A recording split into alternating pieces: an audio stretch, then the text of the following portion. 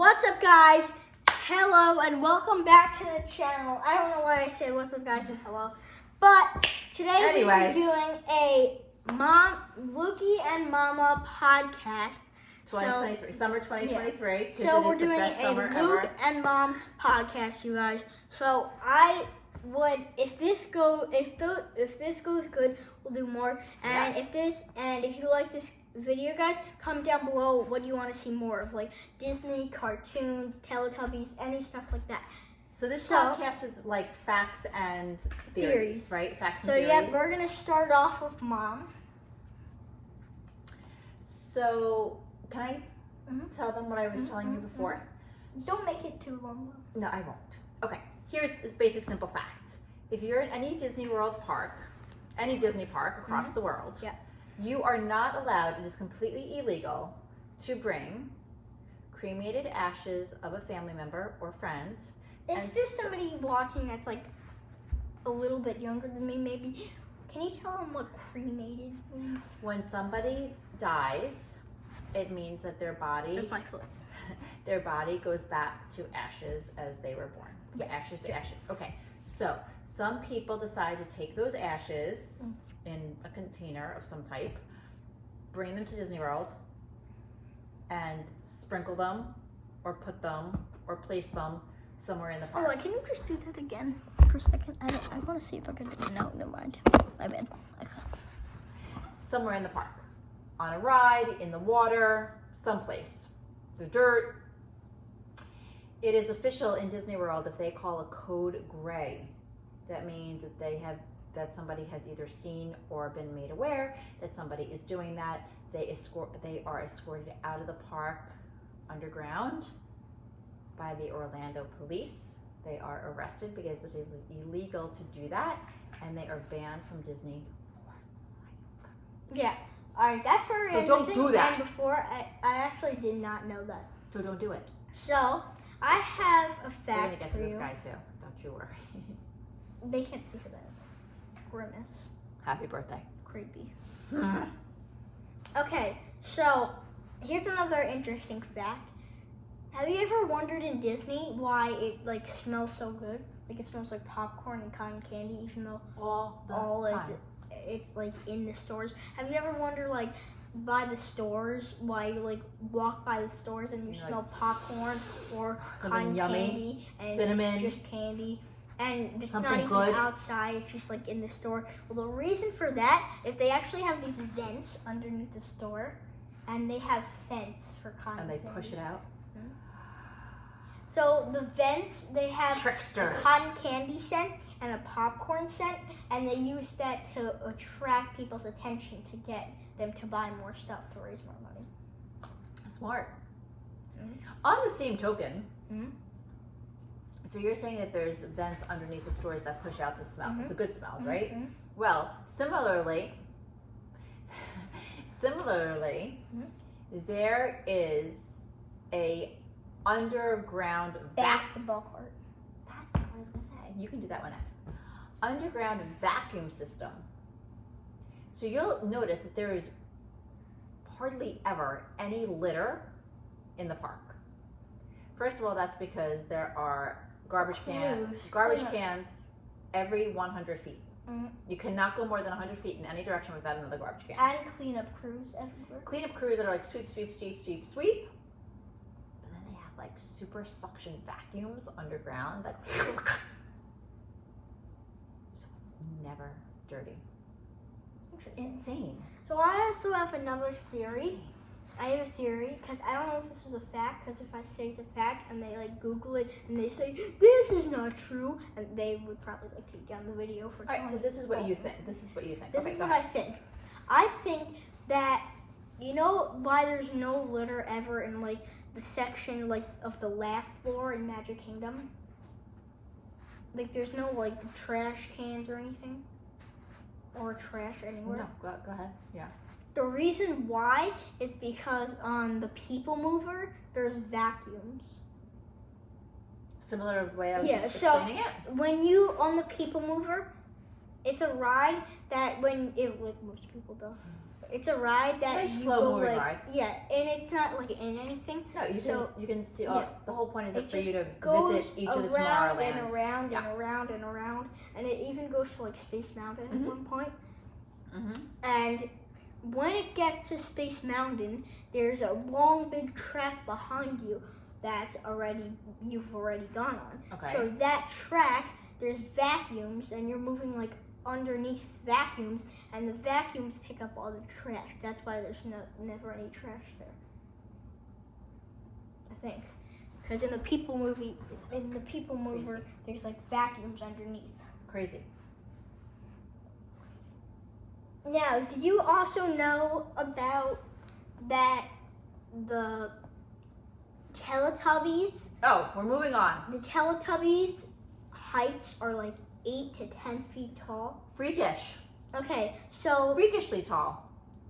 Lo or Mo or Po, I think Poe. it's Po. Poe is the red one. Po, the Poe. red one is like 6 feet tall. Average, And that's the smallest. average, and that's the smallest.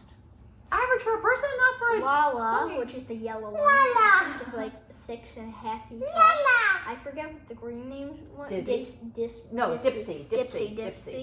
He's like 7 feet tall, and Tinky Winky. Yeah, Tinky Winky. Tinky Winky, I think, is like 10 feet tall. Nikki and Dawn. Tinky Winky, I think, is like 10 feet tall. Freaky. And the reason for that is because Yeah, why is that? there's a reason for this. Tell and me why. The reason why the Teletubbies, especially Tinky Winky, the purple one, is so tall is because they needed the children to see the Teletubbies. Huh? What do you mean? Like, so, you know, on a TV, when, let's just say, like, Paw Patrol or Sesame Street, the puppets are so small and the animations are so small. And the characters are not very big. So the reason for that is they try to make the Teletubbies look big so they look average. Oh. Because children can't see, like, oh, that's 10 feet tall. Right. Like, children can't realize how tall they actually are. They might notice that some of them are taller than the others. Right, okay. But they can't notice, like, that's 10 feet tall. They think it's average because it's big. Understood. So, Okay, I got you. what else was I gonna say? I don't know, but I don't know. I was gonna say something else. What about Teletubbies or? Mom, you just talk to them. You can share theories. You I can do the was Princess and the Frog one. No, I'm gonna go back to Disney for a second. Okay, and I'm gonna go inside and look at something. I'm gonna go back to Walt Disney World parks for a second. So for those of you who don't know, well, I think most people do know this about Walt Disney World, is that there is a complete underground city at Walt Disney World. So the only way to get there is to actually you have to go into a store, and then what you think is like the back of the store, there's like a flight of stairs or elevators that bring you to the underground. Now, the underground of Disney is literally an entire city. It has police, it has fire, it has medical personnel in case somebody gets sick in Disney World, and it has each of a different hallway for each of the lands. So the entire footprint of Disney World is replicated underneath the world. It is actually unbelievable to actually go down there and see the costume department, the props department, all the stores, all the restaurants, all the shops. If you were, the next time you ever visit Disney World, you can actually take a special VIP tour of the underground world of Disney. It will blow your mind. Now, before he left us, Mr. Lukey was sharing with me that another Disney thought is when the Princess and the Frog movie after the Princess and the Frog movie came out, Mr. Lukey was sharing that, was it 1,000 friends? 50. Oh, 50? Yeah. Sorry. 50 children were hospitalized after the Princess and the Frog movie came out because children decided they should kiss frogs to see if they would turn into princes or princesses, and unfortunately wound up getting sick from the frogs, who were probably carrying various assorted disgusting things.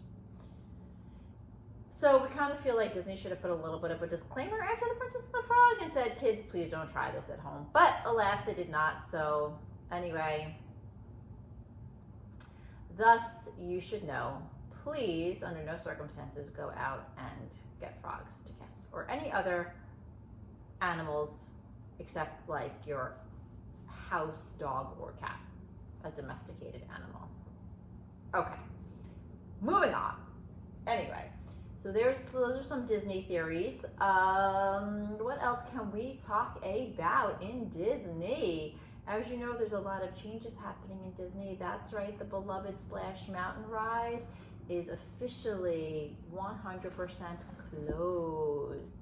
We are in the process of remaking it into Princess and the Frog Splash. I don't know what the official name is. Can you guys comment down below if you know the official name of the Princess and the Frog ride, which is taking over Splash Mountain? It will no longer be called Splash Mountain.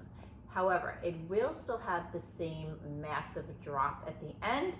So all you wet water lovers, fear not, because you will still get wet when that ride reopens. I think set to reopen in 2024. Okay, now moving on.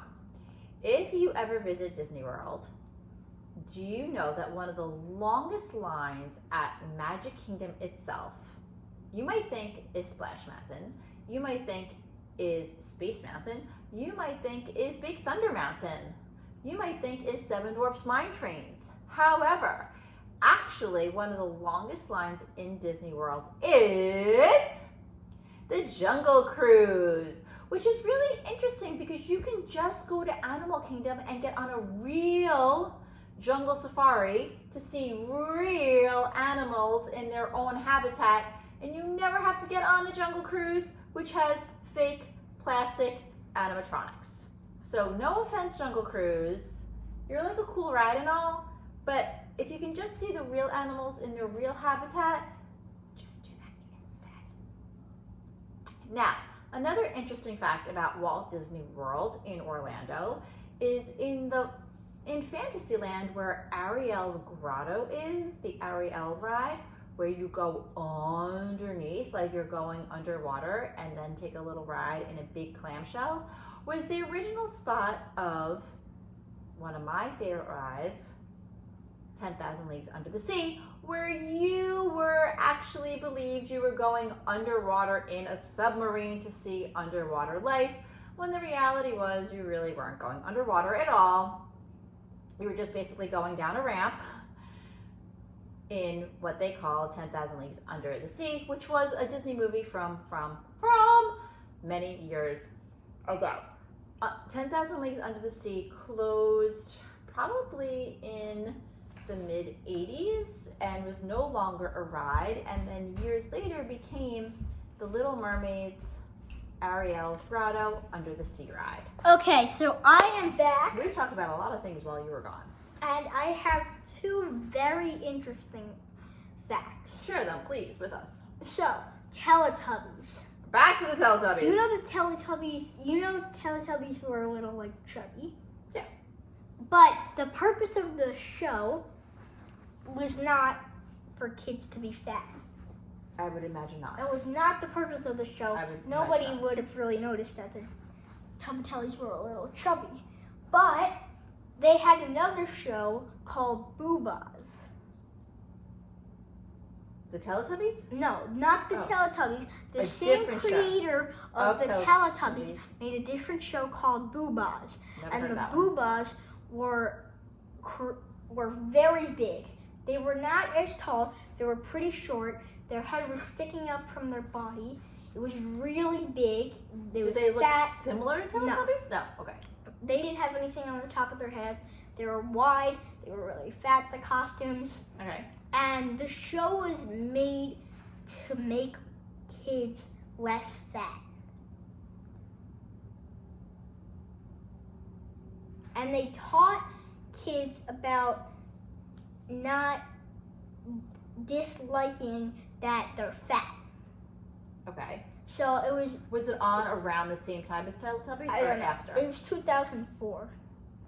Oh, so I think that was. Yeah, that was maybe around the same time. And if you search up on Google BOOBHAHS,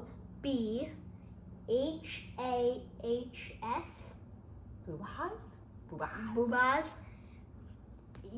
it will search up something. It will come up as something like a show to make kids less fat or something like that.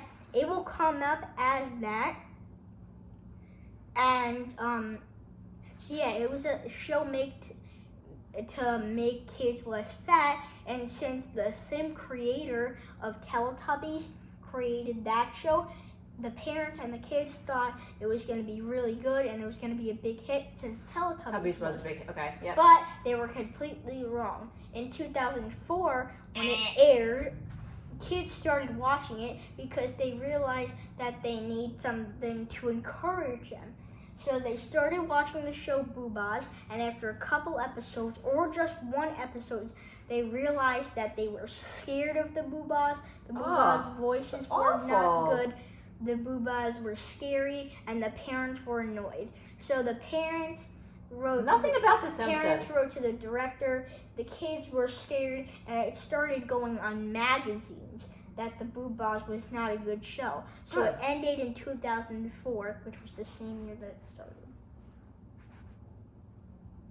I gotta look this up later. It's very interesting to me. And there's another one that's kind of inappropriate, but it's fun. Scale it down. Kid friendly. No. Yeah. No. Okay, so can I say? Yes. Be careful.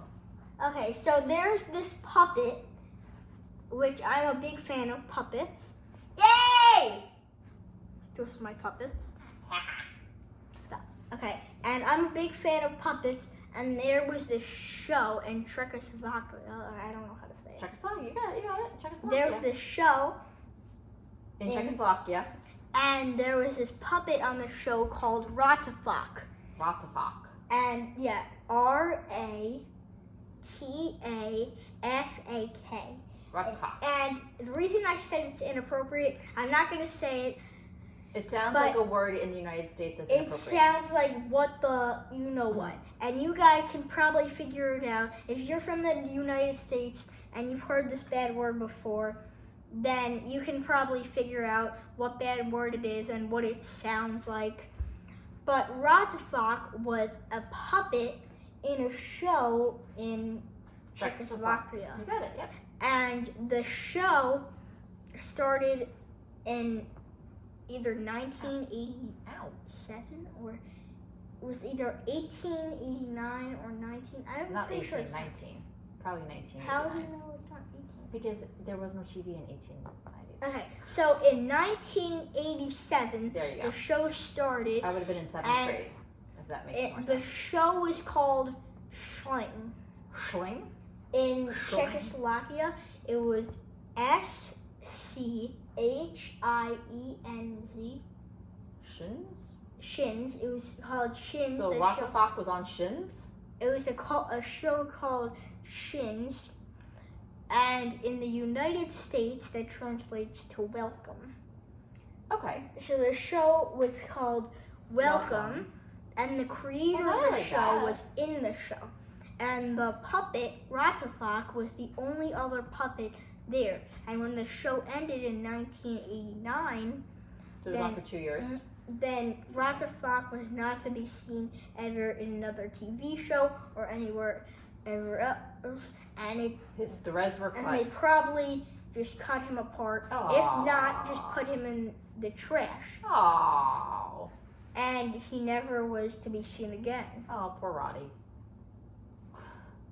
Except for a couple years later when a YouTuber found him, brought him back to life, and used him as the puppet on his channel. And that's the story of Ratafak. And that will be our first podcast. Listen, a lot of theories, a lot of facts, Ever. a lot of interesting stuff. Mm-hmm.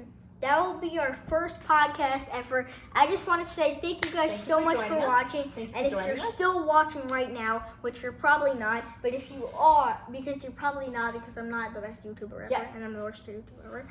And you're probably not, but if you're still watching the video right now, then please, what would be appreciated to me is to subscribe and to like the video, because liking the video and subscribing for the video gives us a lot of love. It gives us a lot of support, and it helps me to keep going and get on YouTube. And I'm trying, and you might laugh, like Mr. Beast, PewDiePie, they're all gonna laugh if they see this video. I'm trying to reach 50 subscribers. Mr. Beast right now.